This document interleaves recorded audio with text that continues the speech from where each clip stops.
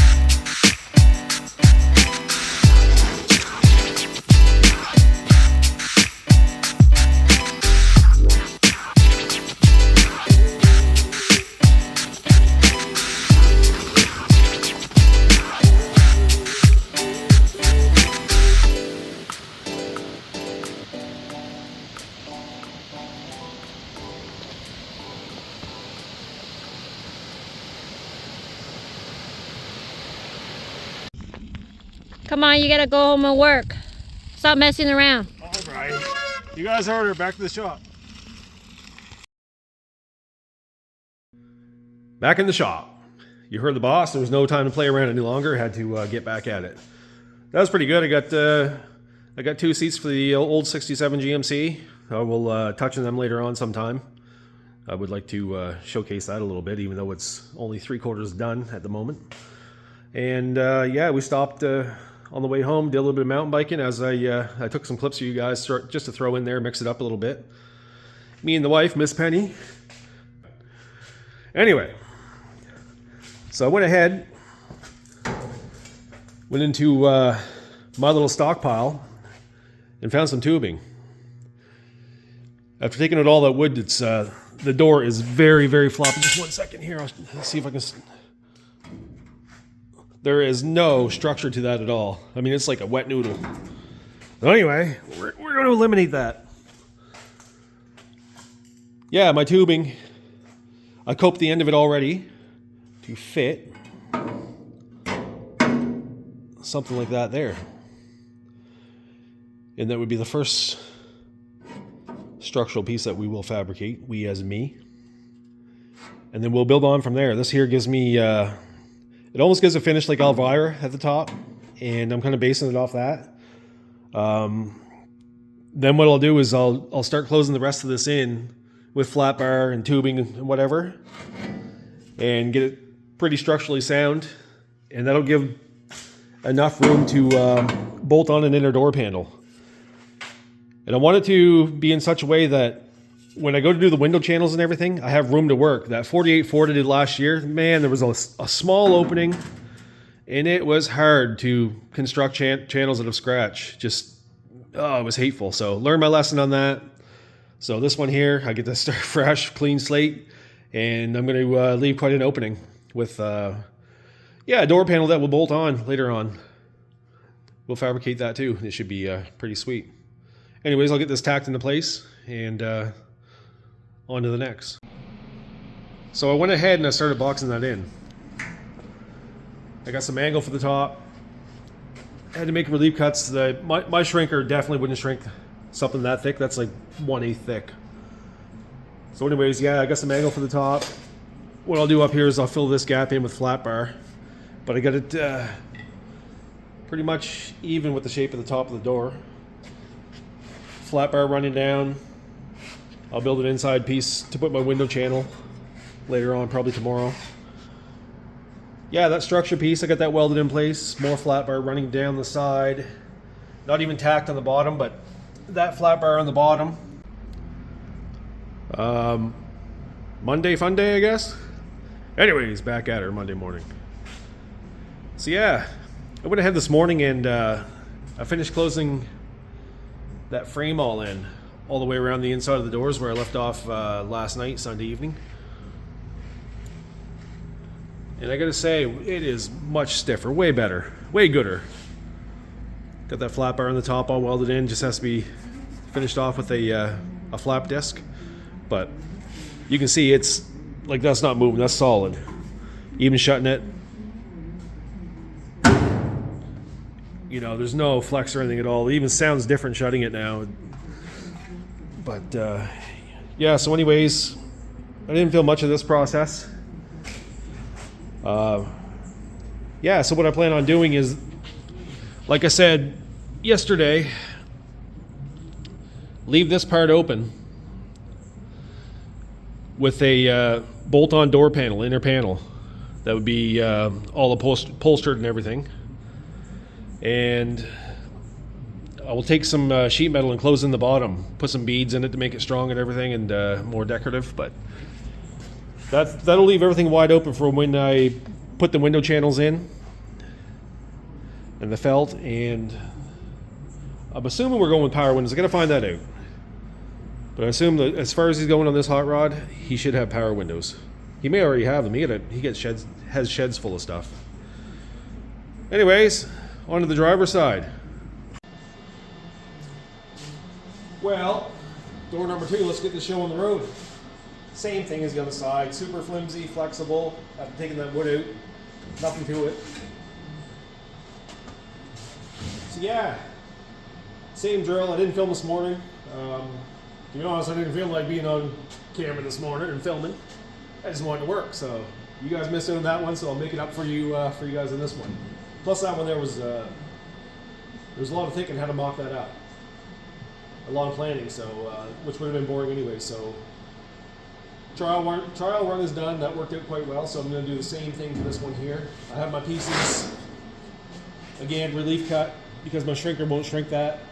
It's just too thick, 1/8 thick. So I got the proper bend and everything ready to roll. Same with this cross piece too. I coped it out to fit around the inside to get a good strong weld. But anyways, that's enough talk, more rock. Enough gibber gabber. Let's get this show on the road.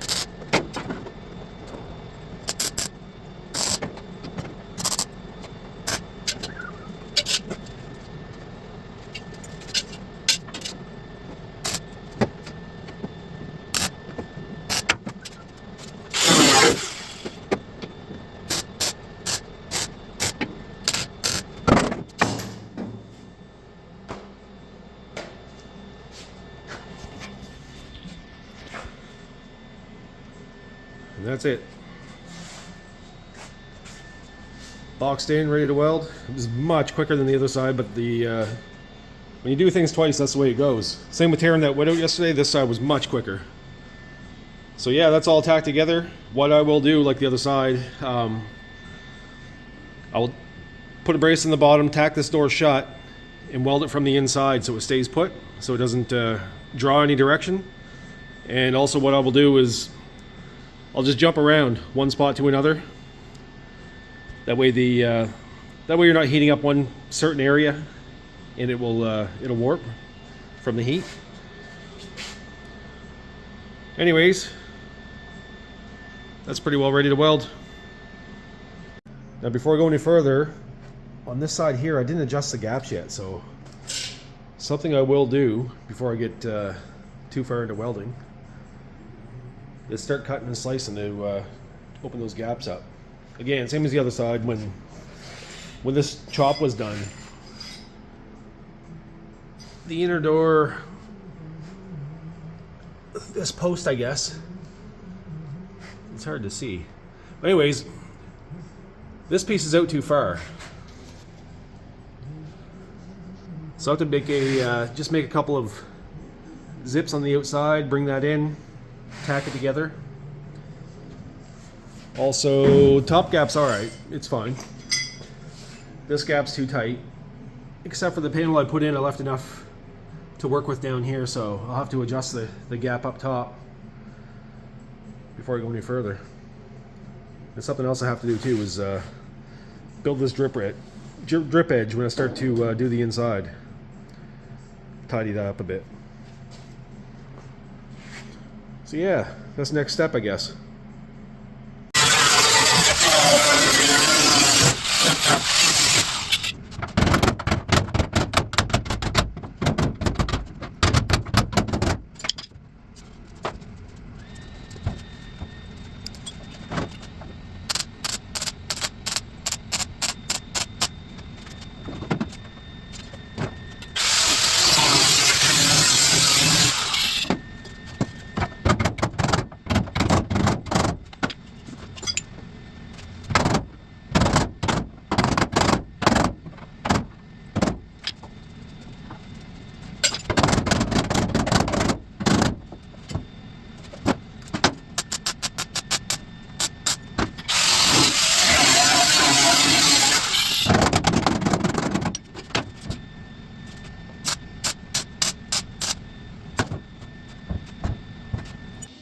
So that's ready to weld. And like I mentioned before, I do believe I mentioned before, got a memory like a goldfish. I'm going to weld it from the inside while the outside's kind of braced in place. Now something I did was put all these braces to keep it even with the rear quarter panel. And in theory, that should hold it in place while I weld the inside, and once it cools, it should stay put. Just a quick little tip. If those weren't there, it could distort and be out at the top, in at the bottom, out of the middle, you don't know, right? So, anyways, on to welding.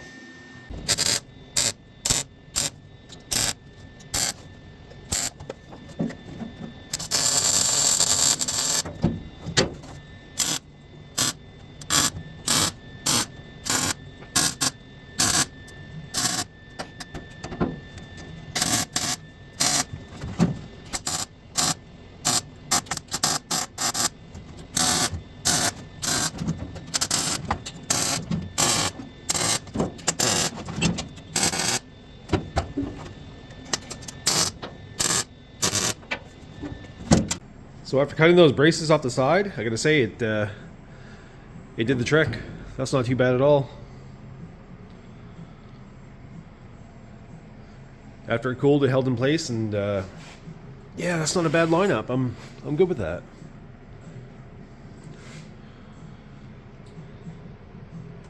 Anyways, on to welding the rest of it, the stuff I couldn't reach while the door was shut.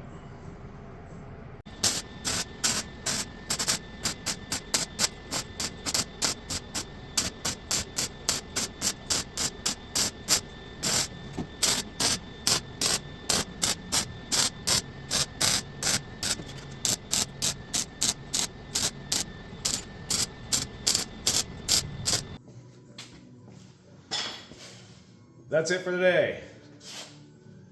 It's getting late, so I'm going to head in the house and spend some time with the wife. Now, something I forgot to mention, I was thinking while I was doing this, where that is 1/8 thick, I put a 1/4 inch weld every 2 inches instead of just one tack. Where that's thicker, there's less chance of distortion. You just don't want to weld steady though, because it will spring and go all different directions. So 1/4 inch tack, stitches is what they're called, I guess, 1/4 inch stitches. And then every 2 inches, let it cool, go into something else. And it seemed to stay pretty straight, fairly good. That's almost it for the structure of the door. I just have to trim this piece up a little bit and weld that in place. Build my bottom panels that are going to stay, and I'll be able to move this to a bench and finish the rest of it off, the corner pieces and stuff like that. And tomorrow, I think I have a pretty good idea with my hillbilly engineering to build the window felt channels. I think I got something. So, anyways, like I said, hillbilly engineering. You know, it reminds me, if anybody asks, like, how'd you learn all this stuff? Well, growing up, right away in high school, I had 3 Camaros, and they would break down, and it was either have money for partying in high school, or by fixing my own stuff, or paying somebody else to fix it and not have money. So I fixed the damn thing. So it was a learn quick process, no YouTube or nothing back then. It was just jump in and do what you can. So keep that in mind, kids. If you want to party, fix your own crap. So I'm going to try to shorten these episodes up a little bit. Any suggestions from you guys, just leave a comment, because I'm new to this stuff. You know, I'm just a hillbilly with a cell phone and the TMU cell phone holder that I stole from my wife. Anyways, as always, thanks for watching. I'll get back at it tomorrow.